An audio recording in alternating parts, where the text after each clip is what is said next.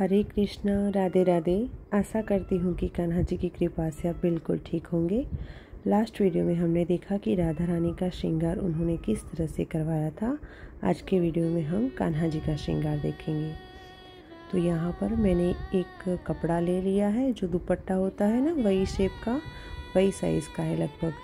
तो उसको हमने यहाँ पर ले लिया है और यहाँ पर अंदर की साइड में उंगली डालकर यहाँ आगे की तरफ पिन लगा दूंगी। और पिन हमको इस तरह से लगानी है कि हमारे कान्हा जी को बिल्कुल भी ना चुभे। अब दोनों पैरों के बीच में से पीछे की साइड कपड़ा ले जाकर मैंने छोटी छोटी चुन्नटें बना दी है और उनको पीछे की तरफ ही टक कर दिया है।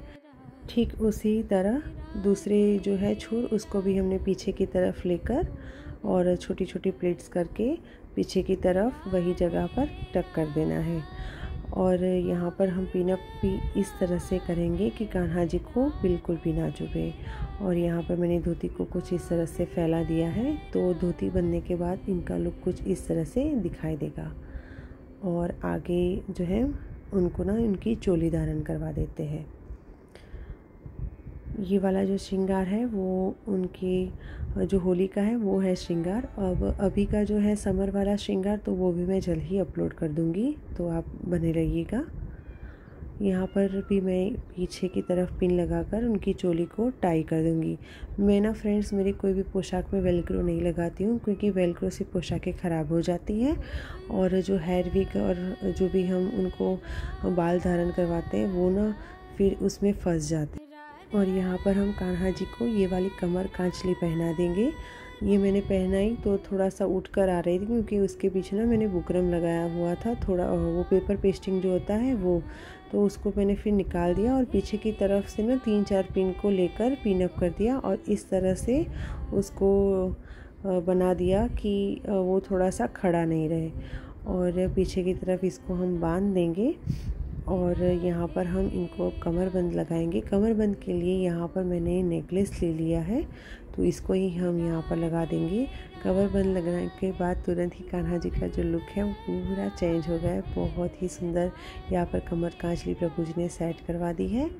और ये है उनका पटका, जो नॉर्मल जो दुपट्टा होता है बस वही तरीके से बनाया, लेकिन उसकी ना छोटी छोटी चुन्नटें डालकर यहाँ पर मैंने उसको आयरन कर दिया था, ताकि वो एक जगह पर फिक्स हो जाए। और इसका पटका हमने इस तरह से सेट किया है मानो उनके ना जो दूसरा वाला हाथ है, जो उनकी जो चेस्ट है उनसे लगा हुआ वहाँ से निकल रहा हो। हालांकि जिनके घर प्रभु जी ने सेवा दे रखी है उनको पता ही है कि वहाँ पर ज़्यादा स्पेस नहीं रहता है, तो उस तरीके से हम वहाँ से निकाल नहीं पाते हैं। तो अब इनकी पगड़ी बांधने से पहले उनको जो है वो उनकी ज्वेलरी पहना दी है। और हम पगड़ी के लिए अब जो बेस का कॉटन का मोटा वाला जो कपड़ा है वो यहाँ पर इस तरह से राउंड राउंड करके बांध देंगे। और यहाँ पर हम अच्छे से पिन लगा देंगे। पिन लगाते वक्त हमको ध्यान रखना है कि पिन हमको ना टेढ़ी लगानी है, एकदम स्लांट में लगानी है, एकदम सीधा नहीं लगाना है। अगर सीधी लगाएंगे तो कान्हा जी को चुभ जाएगी।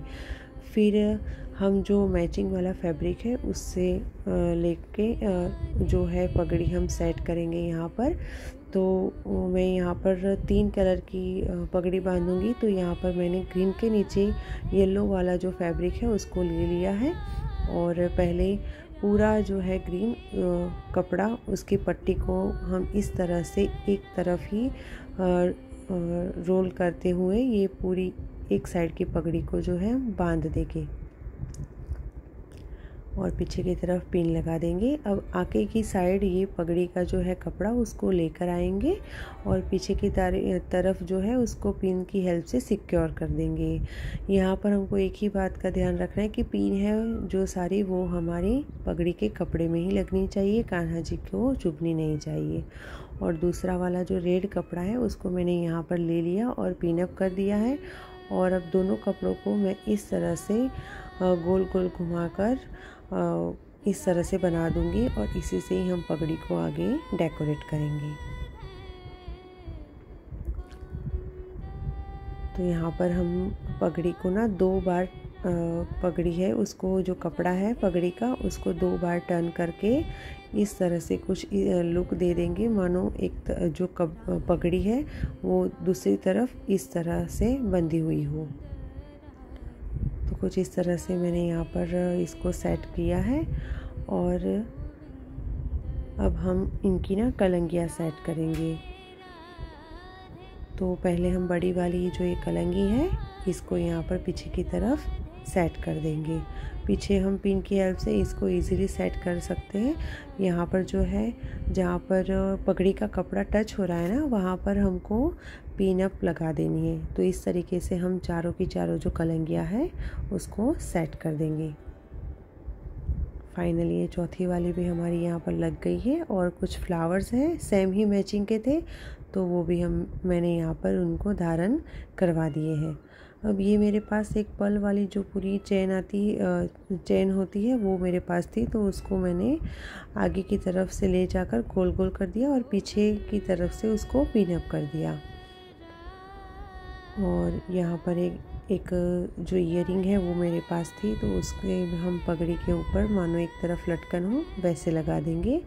और है ये हमारे कान्हा जी का मोरपंख। मोरपंख के बिना तो हमारे लाला का श्रृंगार है वो अधूरा ही है, तो वो हम यहाँ पर धारण करवा देंगे।